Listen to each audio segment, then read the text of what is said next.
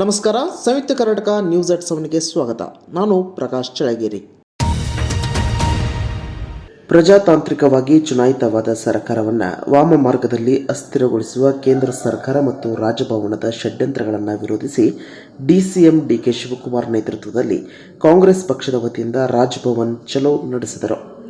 ವಿಧಾನಸೌಧ ಮತ್ತು ವಿಕಾಸಸೌಧದ ನಡುವೆ ಇರುವ ಮಹಾತ್ಮ ಗಾಂಧಿ ಪ್ರತಿಮೆ ಬಳಿ ಸಿದ್ದರಾಮಯ್ಯ ಅವರ ಸಂಪುಟ ಸಹೋದ್ಯೋಗಿಗಳು, ಕಾಂಗ್ರೆಸ್ ಶಾಸಕರು ಮತ್ತು ಸಂಸದರು ರಾಜ್ಯಪಾಲರ ನಡೆ ಖಂಡಿಸಿ ಧರಣಿ ನಡೆಸಿದರು. ಧರಣಿ ಬಳಿಕ ಮೂಡಾ ಹಗರಣ ಸಂಬಂಧ ಮುಖ್ಯಮಂತ್ರಿ ಸಿದ್ದರಾಮಯ್ಯ ವಿರುದ್ಧ ಪ್ರಾಸಿಕ್ಯೂಷನ್ಗೆ ಅನುಮತಿ ನೀಡಿರುವ ರಾಜ್ಯಪಾಲ ತಾವರ್ಚಂದ್ ಗೆಹ್ಲೋಟ್ ಅವರ ನಡೆ ಖಂಡಿಸಿ ಕಾಂಗ್ರೆಸ್ ನಾಯಕರು ರಾಜಭವನ್ ಚಲೋ ನಡೆಸಿದರು.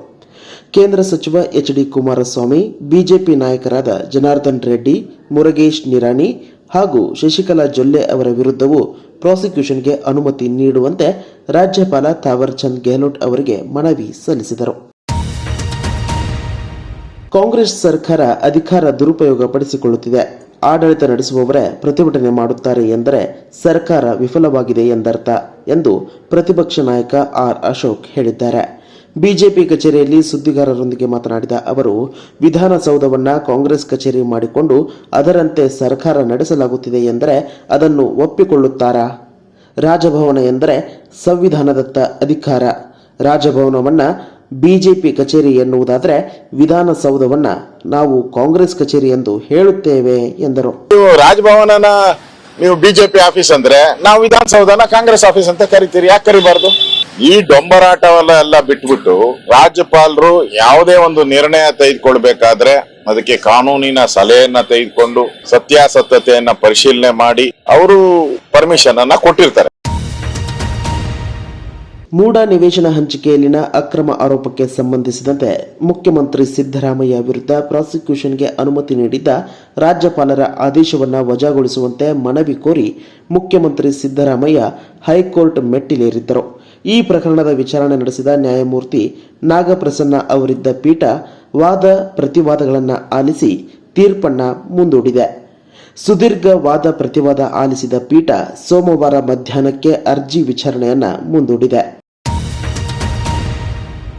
ಸುಪ್ರೀಂ ಕೋರ್ಟ್ನ ಭಾರತ್ ಮಂಟಪದಲ್ಲಿ 2 ದಿನಗಳ ರಾಷ್ಟ್ರೀಯ ಸಮ್ಮೇಳನವನ್ನು ಪ್ರಧಾನಿ ನರೇಂದ್ರ ಮೋದಿ ಅವರು ಇಂದು ದೆಹಲಿಯಲ್ಲಿ ಉದ್ಘಾಟಿಸಿದರು. ಬಳಿಕ ಭಾರತದ ಸರ್ವೋಚ್ಚ ನ್ಯಾಯಾಲಯದ ಸ್ಥಾಪನೆಯಾಗಿ 75 ವರ್ಷಗಳ ಸ್ಮರಣಾರ್ಥವಾಗಿ ಅಂಚೆ ಚೀಟಿ ಮತ್ತು ನಾಣ್ಯವನ್ನು ಅನಾವರಣಗೊಳಿಸಿದರು. ಬಳಿಕ ಮಹಿಳಾ ಮತ್ತು ಮಕ್ಕಳ ಸುರಕ್ಷತೆ ಕುರಿತು ಮಾತನಾಡಿದ ಪ್ರಧಾನಿ, ಮಹಿಳೆಯರ ವಿರುದ್ಧದ ದೌರ್ಜನ್ಯ ಸಮಾಜದ ಗಂಭೀರ ಕಾಳಜಿ ವಿಷಯವಾಗಿದೆ. ಮಹಿಳೆಯರ ಸುರಕ್ಷತೆಗೆ ಅನೇಕ ಕಟ್ಟುನಿಟ್ಟಿನ ಕಾನೂನನ್ನ ಮಾಡಲಾಗಿದೆ. ಮಹಿಳೆಯರ ಮೇಲಿನ ದೌರ್ಜನ್ಯ ವಿರುದ್ಧದ ಪ್ರಕರಣಗಳಲ್ಲಿ ತ್ವರಿತ ನಿರ್ಣಯ ಆಗಬೇಕಿದೆ ಎಂದರು. ಸುಪ್ರೀಂ ಕೋರ್ಟ್ ಆಯೋಜಿಸಿರುವ 2 ದಿನಗಳ ಸಮ್ಮೇಳನದಲ್ಲಿ ಎಲ್ಲ ರಾಜ್ಯಗಳು ಮತ್ತು ಕೇಂದ್ರಾಡಳಿತ ಪ್ರದೇಶಗಳ ಜಿಲ್ಲಾ ನ್ಯಾಯಾಂಗದಿಂದ 800ಕ್ಕೂ ಹೆಚ್ಚು ನ್ಯಾಯಾಧೀಶರು ಭಾಗವಹಿಸಲಿದ್ದಾರೆ. Ashoka pillar in the center with Satyameva Jayate inscribed below. The word Bharat is inscribed in Devanagari and India in English. On the reverse, the coin showcases the building of the Supreme Court of India along with the book of the Constitution that displays the Supreme Court's motto, Yato Dharmastato Jayaha in Sanskrit. To mark its 75th year, the Supreme Court of India is also launching a commemorative postage stamp with a miniature sheet created by the Department of Posts, Government of India. The stamp features an image of the dome of the Supreme Court and the Ashoka Chakra. Today, on this momentous occasion, the Honorable Prime Minister Shri Narendra Modi will release the commemorative postage stamp and the coin to celebrate the 75th year of the Supreme Court of India. साथियों, मैं देश और समाज के एक और ज्वलंत विषय को आपके समक्ष उठाना चाहता हूं. आज महिलाओं के खिलाफ अत्याचार, बच्चों की सुरक्षा समाज की एक गंभीर चिंता है. देश में महिलाओं की सुरक्षा के लिए कई कठोर कानून बने हैं. 2019 में सरकार ने फास्ट ट्रैक स्पेशल कोर्ट की स्थापना की योजना बनाई थी. इसके तहत अहम गवाहों के लिए डिपोजिशन सेंटर्स का प्रावधान है. इसमें भी डिस्ट्रिक्ट मॉनिटरिंग कमेटीज की भूमिका महत्वपूर्ण हो सकती है. इस कमेटी में डिस्ट्रिक्ट जज, डीएम और एसपी भी शामिल होते हैं। क्रिमिनल जस्टिस सिस्टम के विभिन्न पहलुओं के बीच समन्वय बनाने में उनकी भूमिका अहम होती है। हमें इन कमेटियों को और अधिक सक्रिय करने की जरूरत है।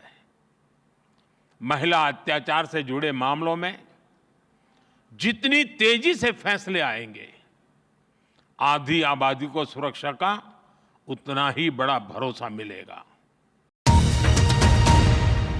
ಉತ್ತರ ಪ್ರದೇಶ, ತಮಿಳುನಾಡು ಹಾಗೂ ಕರ್ನಾಟಕವನ್ನೊಳಗೊಂಡಂತೆ 3 ವಂದೇ ಭಾರತ್ ಎಕ್ಸ್ಪ್ರೆಸ್ ರೈಲುಗಳಿಗೆ ವಿಡಿಯೋ ಕಾನ್ಫರೆನ್ಸ್ ಮೂಲಕ ಪ್ರಧಾನಿ ನರೇಂದ್ರ ಮೋದಿ ಚಾಲನೆ ನೀಡಿದರು. ಚೆನ್ನೈ ಸೆಂಟ್ರಲ್ ಹಾಗೂ ನಾಗರಕೋಯಿಲ್, ಮೀರತ್ ಹಾಗೂ ಲಖನೌ, ಬೆಂಗಳೂರು, ಮದುರೈ ಮಧ್ಯೆ ಸಂಚರಿಸುವ ವಂದೇ ಭಾರತ್ ರೈಲುಗಳಿಗೂ ಚಾಲನೆ ನೀಡಿದರು.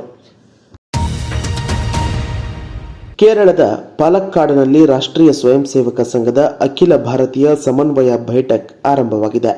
ಈ ಸಭೆ ಸೆಪ್ಟೆಂಬರ್ 2ರವರೆಗೆ ನಡೆಯಲಿದ್ದು, ಈ ಅಖಿಲ ಭಾರತೀಯ ಬೈಠಕ್ನಲ್ಲಿ ಸರಸಂಘ ಚಾಲಕ ಡಾಕ್ಟರ್ ಮೋಹನ್ ಭಾಗವತ್ ಸೇರಿದಂತೆ ಸಂಘದ ಇತರ ಅಖಿಲ ಭಾರತ ಪದಾಧಿಕಾರಿಗಳ ಉಪಸ್ಥಿತಿ ಇರಲಿದೆ. ಸಭೆಯಲ್ಲಿ ಪ್ರಸ್ತುತ ಸನ್ನಿವೇಶ, ಇತ್ತೀಚಿನ ಪ್ರಮುಖ ಘಟನೆಗಳು, ಸಾಮಾಜಿಕ ಬದಲಾವಣೆಯ ಇತರ ಆಯಾಮಗಳು ಮತ್ತು ವಿವಿಧ ಯೋಜನೆಗಳನ್ನು ಚರ್ಚಿಸಲಾಗುವುದು ಎಂದು ಆರ್ಎಸ್ಎಸ್ ತಿಳಿಸಿದೆ. ಇನ್ನಷ್ಟು ಬರವಣಿಗೆಗಳು, ವಿಶೇಷ ಲೇಖನಗಳು ನಿಮಗಾಗಿ ಕಾಯ್ತಾ ಇರ್ತವೆ. ಓದ್ತಿರಲ್ವಾ?